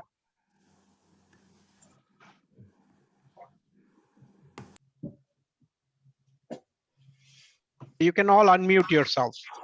Suresh bhai, I have one question. Can you explain A1C for those who don't understand what A1C is? Yes, very good question. Very good question.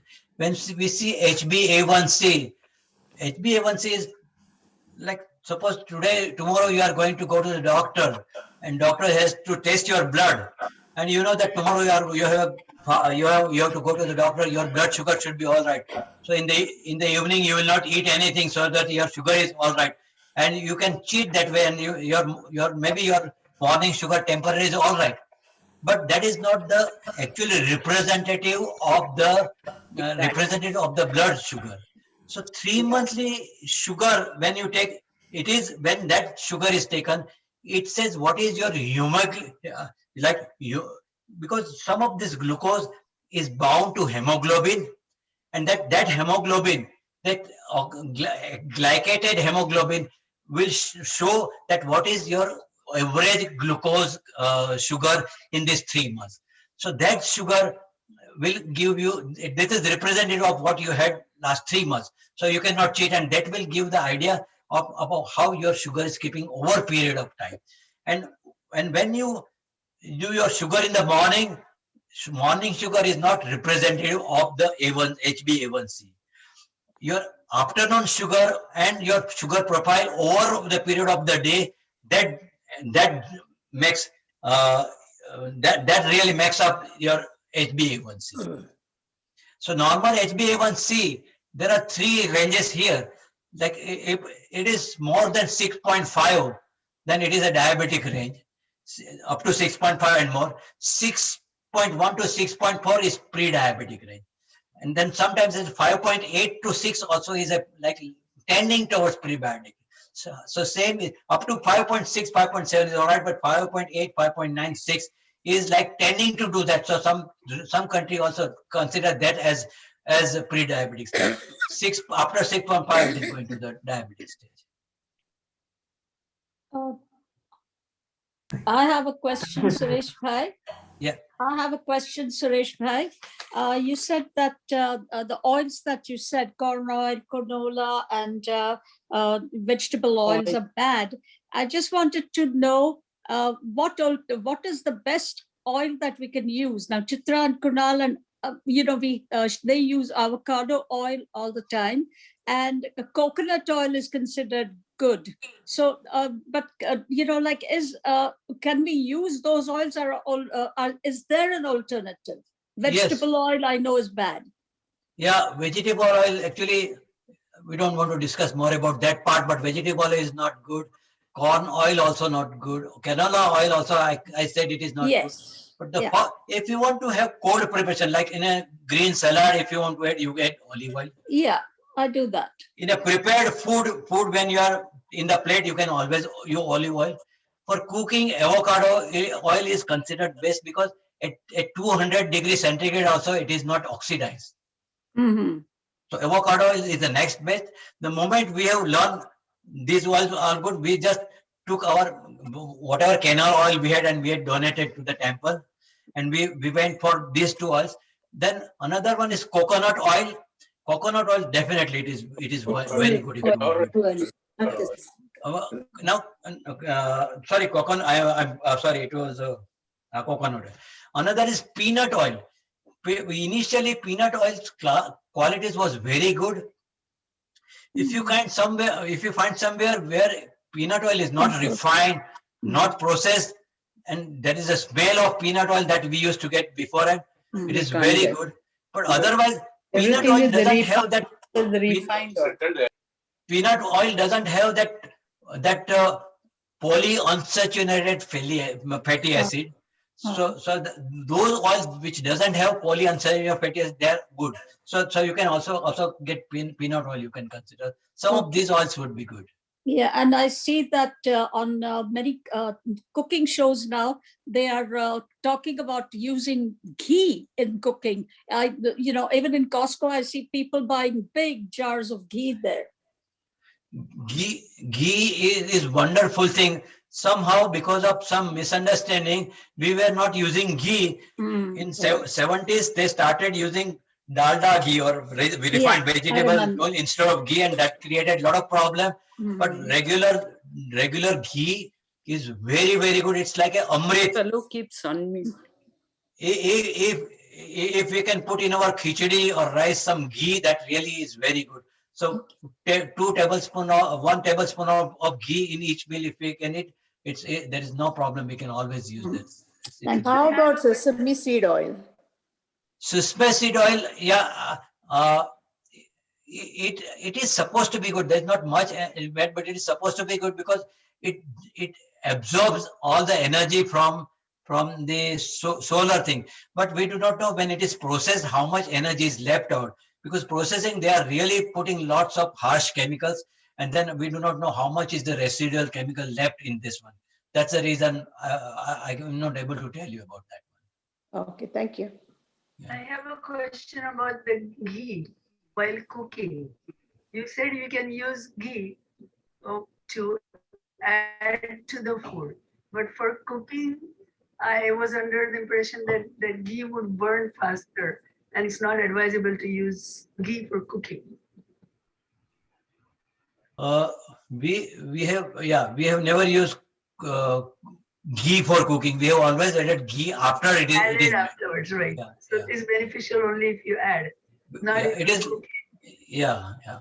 Because like if you are frying things in ghee, then ghee quality will change again. Yeah. And how about coconut oil for cooking? Yeah, yeah, For cooking is okay. Coconut. yeah. Okay. How about sunflower oil for cooking? No, Get any. that's not all right. Thank you. I just had a quick question. My name is Shobha, and I was listening to all you were saying, and I have read on it a lot. The only place I couldn't find an answer to my question is I have a lot of medication to take, and that question is, how do I reduce eating or go on intermittent fasting if I have to take something to eat with every medication? I have to take cholesterol, BP, diabetes, all these medications, and they are spread out through the day. So how do I avoid eating and yet follow the medication? Thank you. No, depending upon which medication you are taking. If you are taking medication twice a day, you can take during your 2 meals time. It's 3 times a day I have to take. Okay. Which one is 3 times a day? Metformin. Okay, the first in the morning is the blood pressure. In the afternoon, I have to take the diabetes. And in the evening, I have to take diabetes, cholesterol together. I mean, I can separate that, but when do I take? If I have to take 4 or 5 times a day, and this is how I end up eating more, because I have to kind of take the medication and top it with food instead of getting acidity or something. So here is a thing. Your cholesterol medication, normally doctor prescribe 2 cholesterol medication, two range. One is either rosuvastatin or Crestor. I'm taking that, yeah. Yeah, so that you can take any time of the day. You don't have to take it night time. Okay. Right.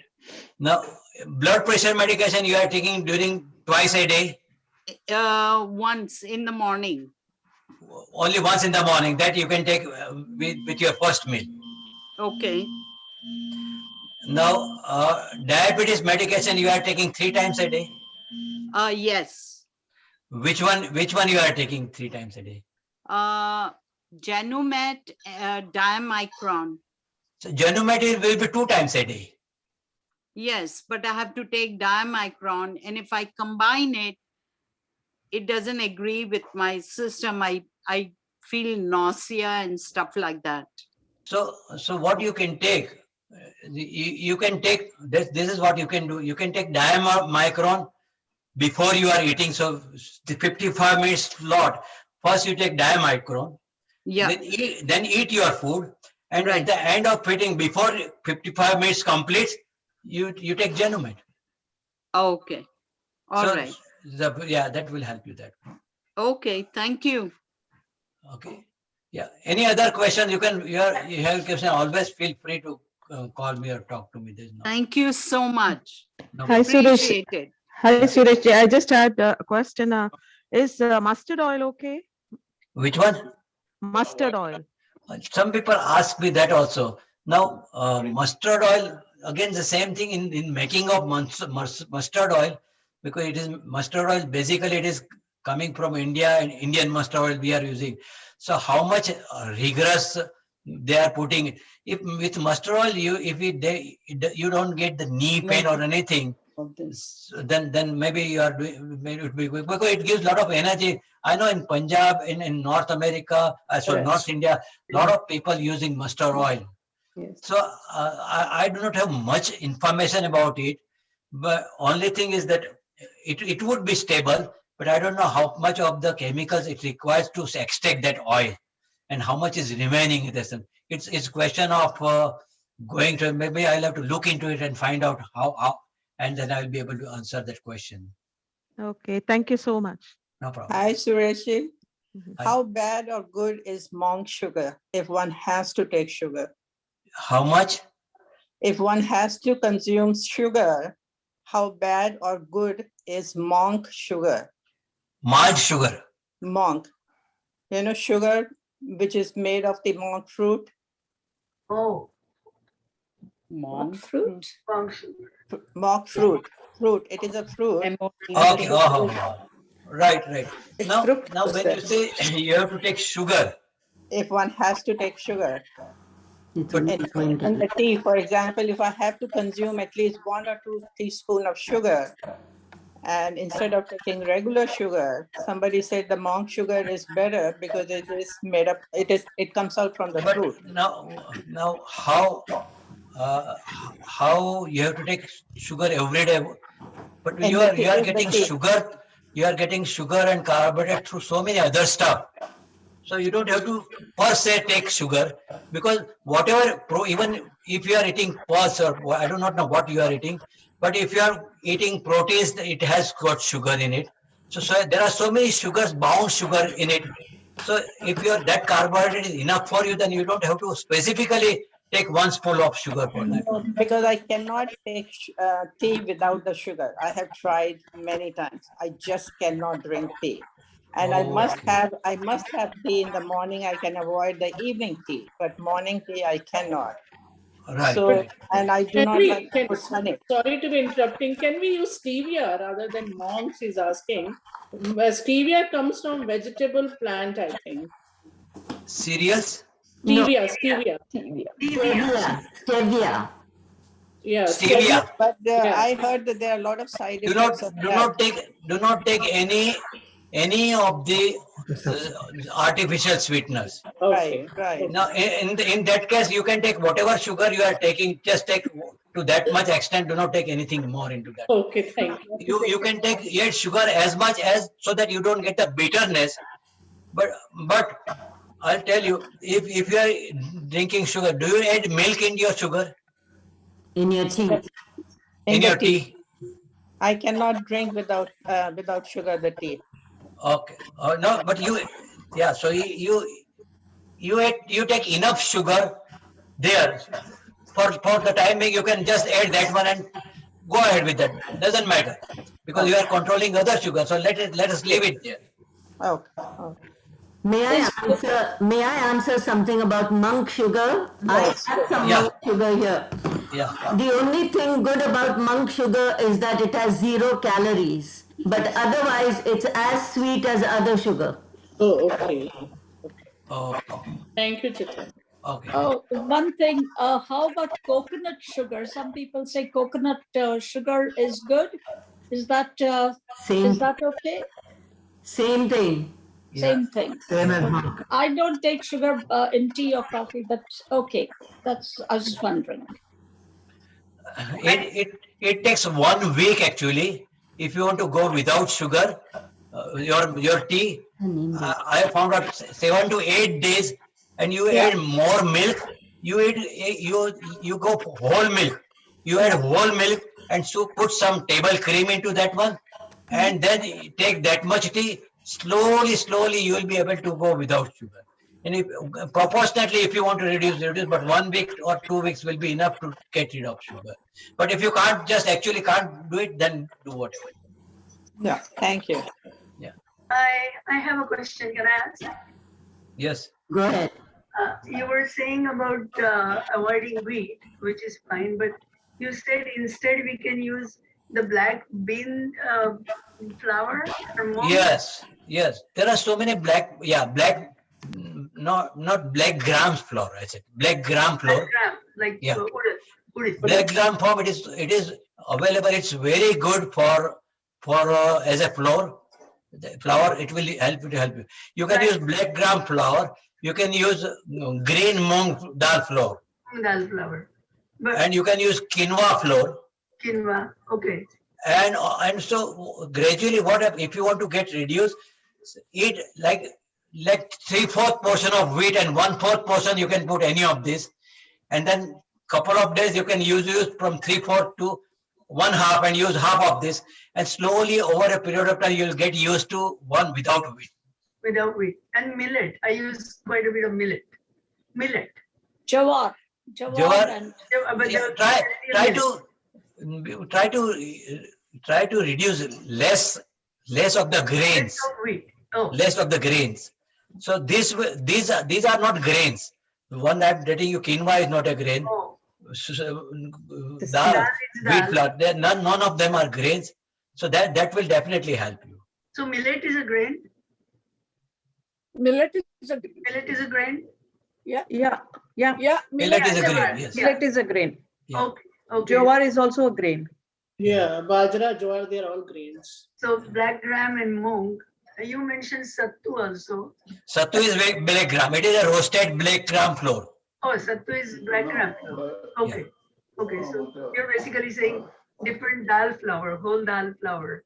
Yeah. To replace And you will not believe it, when you make chapati out of it, you forget that you have had to have wheat, It just looks same sweetness wise, and you will not even feel that you are not eating wheat.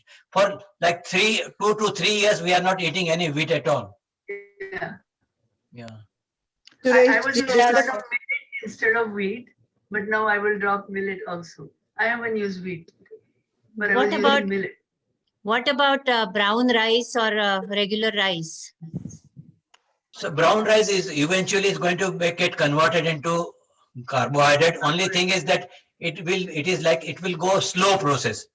Regular rice also will be slow process. Like brown rice, some fiber is coated with that, so it's going to take time. Finally, the glucose concentration will be little less, but not something like that. But is it better to completely avoid both? If you can avoid it, that's fine. But if you don't want to avoid it, then go to brown rice. That also fine. If you are not diabetic, you can always take some part of it, no problem. Even if you are, after a while, if you are controlling your diabetes, you can still take some rice if you want, or brown rice. But it will be in that 55-minute slot you are going to take, so you will not feel as much. Thank you. Thank you. Suresh Bhai. Yeah. Somebody recommended red rice, so I got it. That's uncooked parboiled, but it's a red rice. And somebody said there's a lot of arsenic in that. Now, is that a fact that because lots of arsenic is not good, because arsenic is a poisonous substance. Okay, so it's better to chuck all that rice away. Yeah, okay. Yeah, of course, yes. Does red rice have arsenic? See, if it is parboiled, I think arsenic goes away. That is why they boil it. Paddy is boiled, husked, and then they make it into rice. That is the process that our people have followed to remove the arsenic. Yeah. So, whether if it was parboiled, if it was, if they have removed the husk completely, then maybe you don't have arsenic in that. But no, but the red rice, like the parboiled red rice, which is not, I don't know, it's half refined maybe, but there's redness in it. That I was told was arsenic. So maybe that should be chucked, and just parboiled rice would be good. In that case, you can take 1 or 2 tablespoons of rice. That will be healthy for you. Correct. Okay. Yeah. Suresh ji, there is a question on the chat regarding intermittent fasting. How can this be done for a Parkinson's patient who has to take medicine 4 times a day at 4-hour intervals, 20 minutes before eating? So, yeah, it's going to be challenged there. Yeah. Yeah. So only pharmacists can tell that 4 times a day can it be made 3 times a day. Okay. And whether you have to eat food with that or you don't have to eat food with that way. So if it is just the medication, and if it can be taken without food, then you take that much medication. Then sometimes some tablets do have, capsule doesn't matter. Some tablets are made up of corn starch. So that corn starch is the starch after all. So that's what both. But now it is like a minute of corn starch, and how much that corn starch will affect, It's a matter of question. So then you can take the medication, but not the food, and see how it works. Thank you, Ji. Thank you. I hope the person who asked the question, they got the answer. If you have any clarifications, let me know. Thank you. Yeah. So would you say that our meal should basically consist of greens, vegetables, and protein of any kind? Because you are not in favor of rice and you're not in favor of wheat. So what are the things that we should consider? There is a lot of lentils, lentils, Dals. Yeah. Dals, various dals. My God, there are plenty of them. Every day, my wife makes one dal. And it never repeats, never gets repeated in a week. Yeah. And somehow, then you generate liking for dal. If you have liking for dal, you can make different kind of dal with spices. You don't have to go neutral, bland. Yeah. We Indians do not like bland food at all. Put some spices and make it with like sprouted mung, sprouted beans, sprouted chana, very good. And then that is black eye beans, red beans. So that will give you enough of carbohydrate without killing you, not killing you, but in the sense, but yeah. Is quinoa okay to have with instead of rice? Yeah, you can have quinoa. It does have carbohydrate, but so you cannot go quinoa you cannot go overboard. Yeah. Suresh, I had a question. Pardon? What about ragi? How is ragi good? Ragi is a grain. Yeah, It's good. it's a grain. So we try to reduce grains. Okay. Thank you. Is it quinoa? Suresh ji, I have been reading Dr. Khader's information, and he believes in 5 different Shri Dhanyas. He calls it Shri Dhanyas, and that has 5 different types of millets. And he says that you repeat them over a period of time.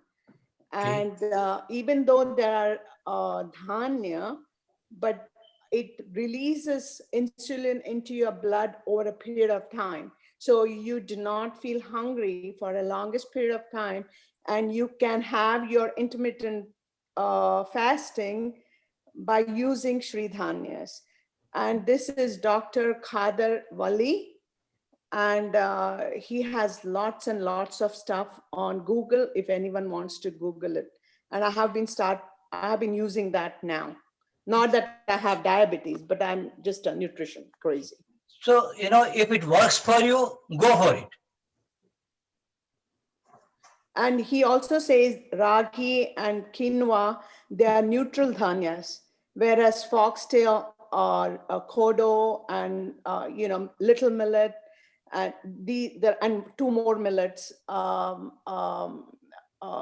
barnyard millet and 1 more millet. I don't remember top of my head, but those 5 millets are positive millets, and they have really good they do good on your body. And do not mix them. Use them like 2 millet a day, and keep repeating them. And you can make idli, dosas, khichdi, chapatis, rotis, pulkas, whatever with those. And I'm trying it different variations. You can go for it. Yeah, that's what it is. If it works for you, it's good. Then go for it. As long as there's no wheat, everything is good. Yep. Wheat belly we don't want. Exactly. Thank you.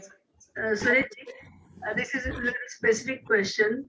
The black gram or green mung dal, are they okay for kidney issues? Okay for?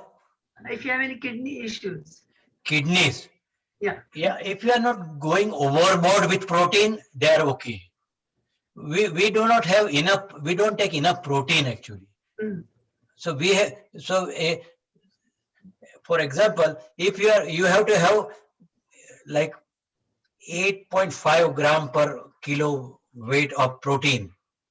That's what they say. But if supposing I'm going on, I'm not eating anything and I'm on gram only on kidney, that will bother me. And if I have got a weak kidney, then definitely I have to control my protein consumption. So it depends upon how your kidney is right now. Okay. But we are not, it is not like if you every day if you eat meat without anything else, then your protein content will be so high. And then that will affect the kidney. Okay. Okay. Just a general question. Thank you. Yeah. Okay, it's almost 12 o'clock. So, Suresh Bhai, you don't mind if I share your email address so that they can send you questions? Yes, yeah, Okay. sure. I will send it to Mahesh and Mahesh will share it with all of you. I have written it in answer to one of the questions on the side, but if you don't get to look at it, I'll just tell you and I will ask Mahesh to send it on. It's Suresh Shukla 2000 at yahoo.ca. But I will send it to Mahesh and he will send it on to all of you. So maybe we want to end it there, and Mahesh has already thanked you, but let me thank you, Suresh Bhai. No, bro, it's my pleasure. I enjoy it. Okay. I've got patience for this, you know. Yeah, and Mahesh probably wants to say something to just close up. Yeah, no, again, wanted to stress that, generally they say that pet bhara, niyat nahi bhara. So if we can first think of niyat bharna, then all this food, whatever we eat, we can all eat in small portions. We don't have to worry so much. Right. So that's the most important thing, I think. And we all have to remember we are all different. So one thing that works for me might not work for you. That is how Deepak Chopra, from being a regular doctor, moved into naturopathy. He just thought, why is medicine A working on person A, but not working on person B, who has the same issue? One survives, one dies. So the most important thing he learned, he said, was the person A who survived was because of his mental ability, that he wanted to overcome this problem or illness. So the same way, if we want to get over our weight or we want to live healthy, we have to make up our mind. So it's body, mind, and soul that will take you to the next level. So a little bit of food, eat, enjoy, chew, right? And then do yoga, exercises, all in within limits, and you will be healthy. Okay, thank you so much. Namaskar to everybody, and have a great afternoon. Jai Shankar. Thank you. Thank Thank you. you. Thank you, Suresh. Thank Bhai. you. Thank you.